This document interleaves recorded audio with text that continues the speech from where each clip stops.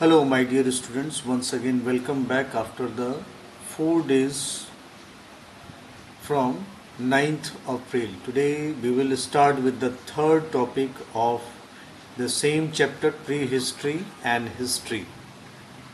Sources of history. Can you recall the last day of the class? Yes, my dear students. We discussed on 9th April, the last day, regarding the fourth topic of the chapter Sources of History. Can you recall? We discussed elaborately regarding the sources of history, written records, under which we discussed all three types of literary sources: religious, secular, and traveler's account. With that, I assigned you one homework to write single sentence definition of the key terms: archaeology, artifacts, fossils, inscriptions, manuscripts, monuments, numismatics. Let us begin today's class with the sources of history. Same topic. We have the fourth topic, subtopic of the chapter, sources of history: literary sources, archaeological sources. So we will begin today's class not with the literary sources, since we completed in the previous class. So today's our discussion is mainly focused on the archaeological sources of history. And the next subtopic is history and time.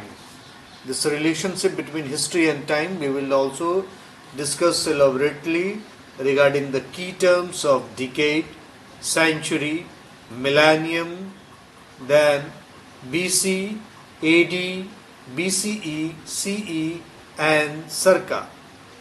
Along with that, I assume that you might have completed the objective questions of the exercise. A.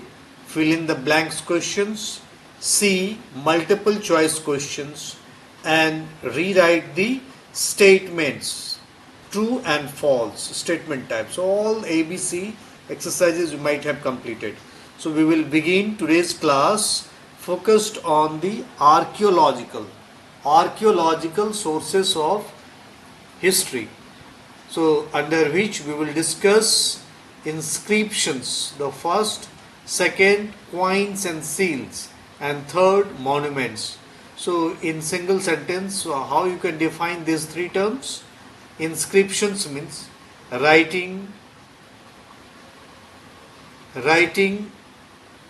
any work on writings engraved on hard surfaces. Can you recall it? Yes, writing engraved on hard surfaces like stones, metals, or rocks, pillars. Whereas second subtopic, second important source for the archaeological study is that coins and seals.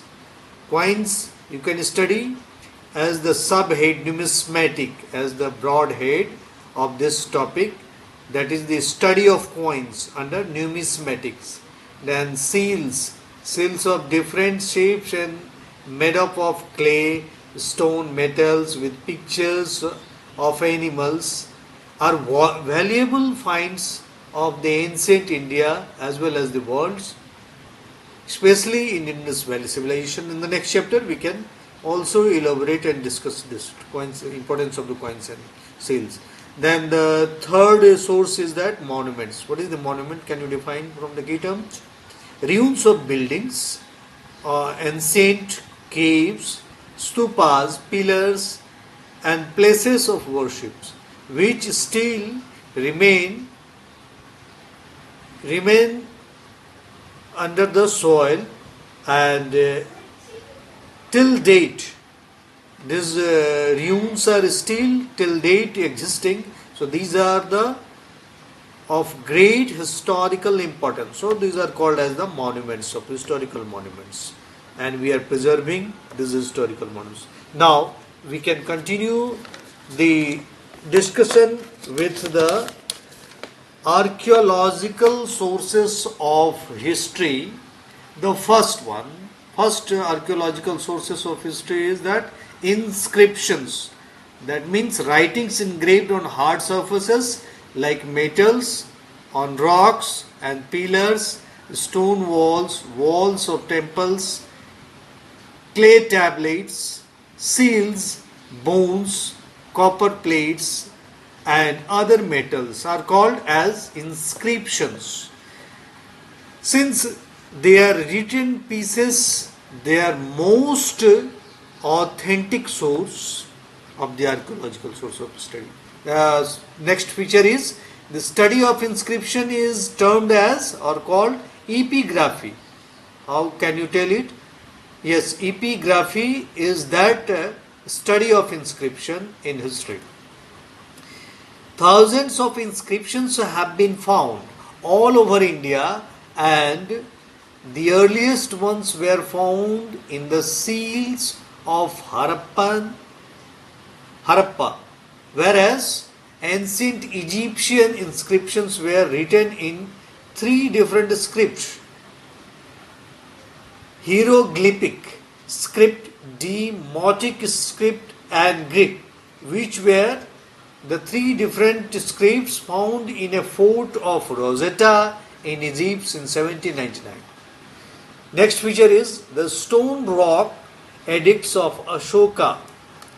Throw light on the king's life as well as his religious life, Buddhism, the people, and the social life of the people in India during his reign. Now, next important archaeological source of history is that coins and seals. Let us discuss in detail. Like the coins that we use today, the thousands of ancient Indian coins tell us about the history of ancient India. And these coins had pictures and words on both the sides, and the names of the rulers who issued these coins. These ancient coins are made up of gold, silver, copper, and lead metal. Since these coins carry names of the kings, so these help us in fixing chronology of their kings. This discovery of large number of Roman coins in India confirms there was a brisk trade between India and the Roman Empire. Last feature that you can also term the study of coins is known as numismatics. Numismatics. Now let us continue on the third page. You will see in this page we will discuss about archaeological source of history, same topic. Now we will discuss seal, importance of seals.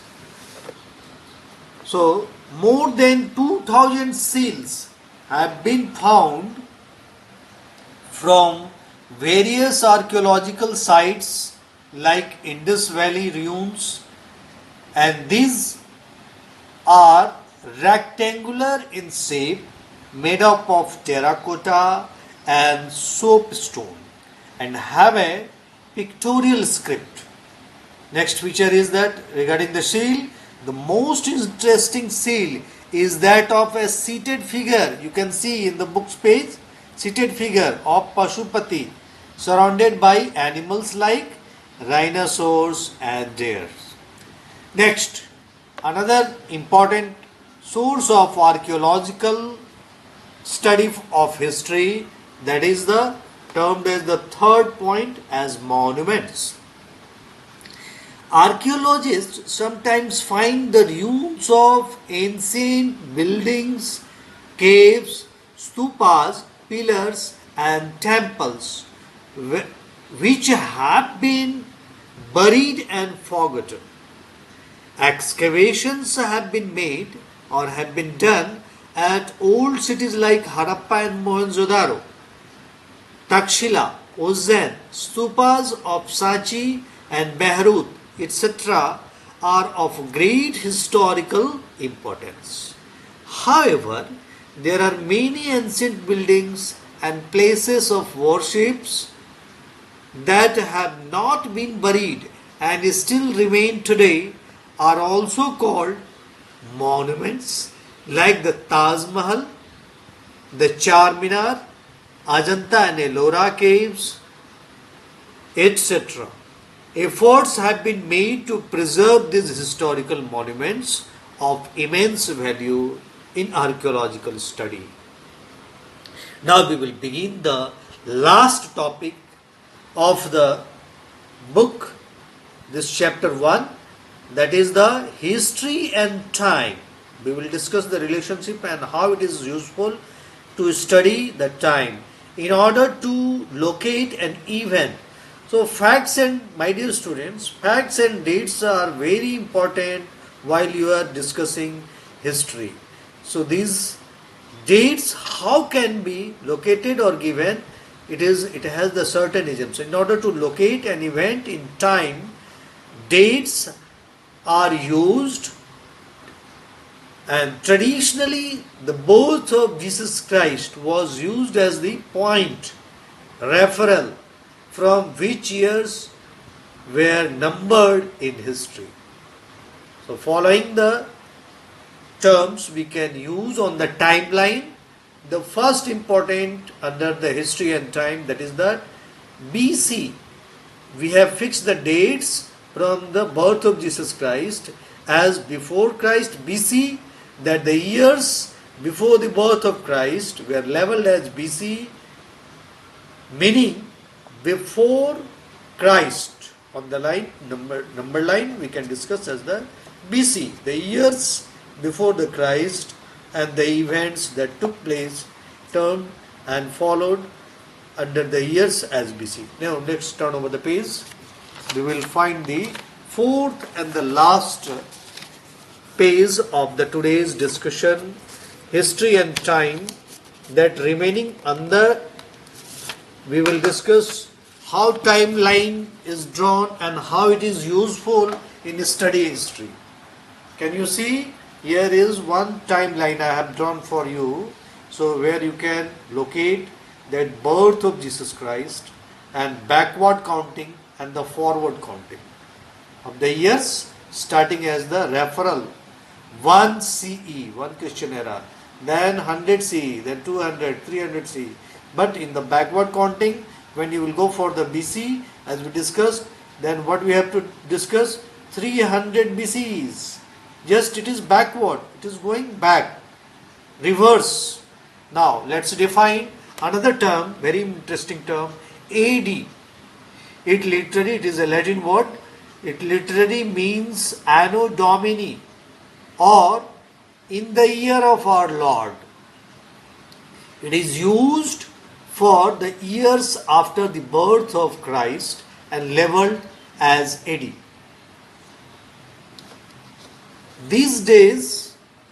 Nowadays, we use the term CE in place of AD and BCE in place of BC.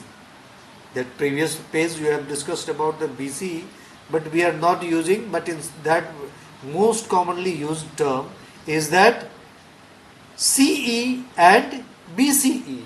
Let us find the meanings of CE. CE means that stands for common era or the period since the birth of Christ. Then second, BCE. BCE stands for before common era or the period since the birth of Christ. The last term is circa, C. With the small letter C, you can denote circa, that stands for a Latin word which means approximately or around. It is used when the exact date of an event is not being put is thought to be around, near around the stated date. So this all we have studied about the history and relationship. Now let us recapitulate what you had studied and write down the questions for the assignment. Today's assignment you can take from your book's page number 7, exercise D, short answer questions, and exercise E, long questions. So these are the online assignments for today's discussion, page number 7 and page number 8. So detailed question and short questions. With that, I had added here 3 more questions, additional questions that you can note down for writing and discussion. So just recapitulate all the 7 questions it is given in your book from exercise D. I am not going to read one by one, but I had given, summarize here all the 7 questions, and here are that 5 questions of the detailed question from the book, page number 7 and 8, and write 3 more questions. What are artifacts? First, what are artifacts? Second, what is meant by the term oral tradition? Oral tradition. And the last, third question, how do archaeologists determine the age of artifacts? Yes, my dear.